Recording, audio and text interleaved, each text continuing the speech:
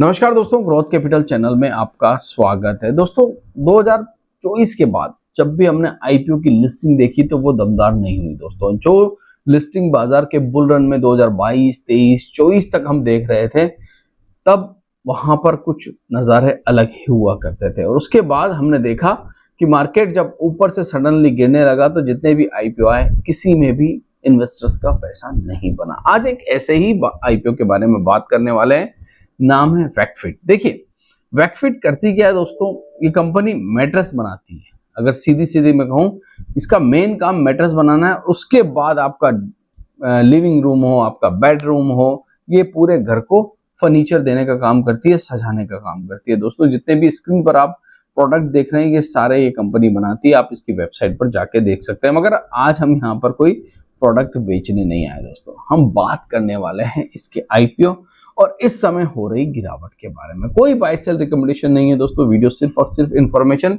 Education purpose के लिए बनाया जा रहा है। कंपनी बेसिकली आईपीओ लेके आती है दोस्तों, और आईपीओ आता है इसका करीब करीब दिसंबर 2025 के आसपास। उसके बाद आईपीओ में 1288 करोड़ का ये आईपीओ बिल्ड इशू होता है, जिसमें कुछ फ्रेश इशू होता है और कुछ ऑफर फॉर सेल होता है। आईपीओ की प्राइस होती है 185 टू 195। दिसंबर 2025 आईपीओ क्लोज हो जाता है। लिस्टिंग जो होती है दोस्तों वो आईपीओ प्राइस के आसपास ही हमें होती हुई देखने को मिलती है। अगर आप चार्ट पर देखेंगे तो 192 के आसपास। और लिस्टिंग के बाद हम देखते हैं कि कंपनी में लगातार बड़ी गिरावट हमें देखने को मिल रही है। इस समय पैनिक जैसी सिचुएशन। अब ये सारी मामला है क्यों दोस्तों, चलिए उस पर भी बात कर लेते हैं कि क्या प्रॉब्लम है दोस्तों। मगर गिरावट से आपको एक चीज सीख लेनी चाहिए। जो भी कंपनियां आईपीओ लेके आती है दोस्तों और वो लॉस मेकिंग कंपनियां होती है, तो वहां पर उतार चढ़ाव बहुत बड़े होते हैं। चलिए ये चार्ट है इटरनल का, आईपीओ का चार्ट मैं आपको बताता हूं। जब इसका आईपीओ आया दोस्तों, आईपीओ के बाद हमने देखा कि यहां पर एक बड़ी तेजी के बाद एक बहुत बड़ी गिरावट हुई दोस्तों। ये गिरावट आपको दिखने में बहुत छोटी लग रही होगी, मगर ये गिरावट बहुत बड़ी थी। इसका आईपीओ 150 रुपए जाने के बाद 50 रुपए से भी नीचे आ गया था, 44 रुपए के आसपास। और उसके बाद हमने देखा कि यहाँ एक बहुत बड़ी तेजी हुई पिछले 3-4 सालों में।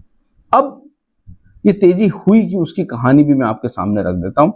बेसिकली इटरनल यानी कि जोमेटो जब आया था, लॉस मेकिंग कंपनी था दोस्तों। यहां पर कोई प्रॉफिट नहीं होता था। आप खुद देख सकते हैं कि ये कंपनी बहुत बड़े बड़े लॉस कर रही थी, करीबन 1122 करोड़ रुपए, 2386 करोड़ रुपए, 971 करोड़ रुपए। और उसके बाद 2024 में इसकी काया पलटी और प्रॉफिट में आ गई ये कंपनी। और प्रॉफिट में आने के बाद फिर हमने देखा कि यहाँ एक तेजी हुई। सिर्फ और सिर्फ मेरा बताने का ये कारण है लॉस मेकिंग कंपनी में होता क्या है।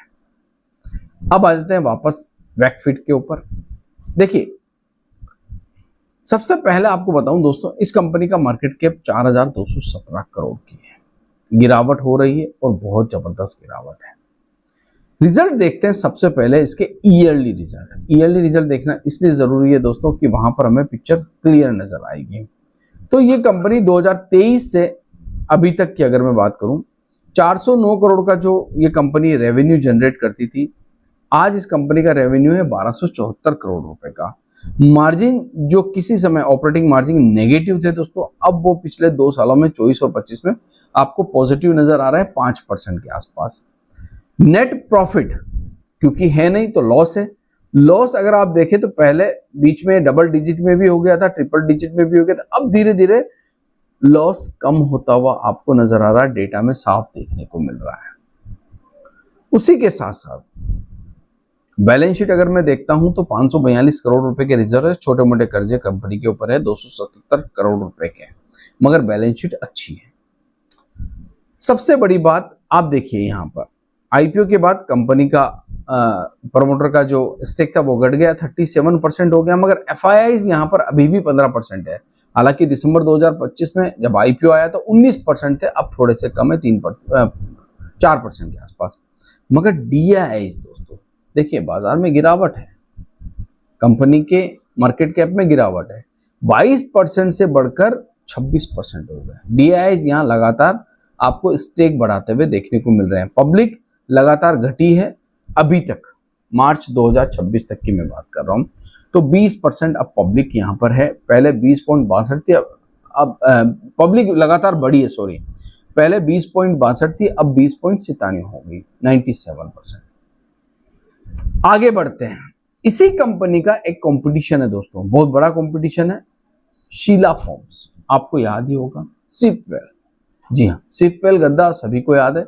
ये शीला फोम्स बनाती है कंपनी दोस्तों, मैन्युफैक्चरिंग शीला फोम्स करती है, ब्रांड है बहुत बड़ा शीला फोम्स, और इसका गद्दा आपके घर में भी होगा। ये बनाती है दोस्तों सिपवेल। अब यहां पर थोड़ा सा आपको नजर मारने की जरूरत है। मार्केट कैप 6,343 करोड़ रुपए, प्राइस चल रहा है 581 रुपए। यहां पर मार्केट कैप कितना है, 4,217 करोड़ रुपए, प्राइस क्या चल रहा है यहां पर आपके सामने 128। अब जब 2025 से लेकर अभी तक हर जगह गिरावट हुई है दोस्तों, ऐसा नहीं है कि यहां पर गिरावट नहीं हुई। ये कंपनी का स्टॉक का प्राइस किसी समय ट्रेड किया कर रहा था 750 के आसपास, ठीक है, जो कि गिरकर कितने रुपए पे आ गया दोस्तों, तो ये लगातार 52 वीक लो अगर आप देखें इसका, तो 52 वीक लो देखेंगे तो 457 पर आ चुका है, यहां पर आया 457, मतलब गिरावट तो यहां पर भी हुई है और अच्छी खासी गिरावट हुई है। क्या कंपनी के रिजल्ट खराब आए हैं? नहीं दोस्तों, अगर आप ईयरली बात करें, मैं कंपनी के रिजल्ट भी यहाँ ईयरली रख देता हूं, इस कंपनी का रेवेन्यू 3620 करोड़ रुपए के आसपास है, 9% के मार्जिन है, मार्जिन कोई ज्यादा नहीं है, वहां 5% है, यहाँ 9% है। प्रॉफिट 97 करोड़ का हुआ है, कोई बड़ी बात नहीं, इतनी पुरानी कंपनी, इतनी बड़ी कंपनी, इसका मतलब यह है कि हर जगह आपको गिरावट तो देखने को मिली है। इसी कंपनी इस सेगमेंट की कंपनियां हैं दोनों, वेकफिट भी और शीला फोम्स भी, और दोनों जगह आपको गिरावट देखने को मिली है।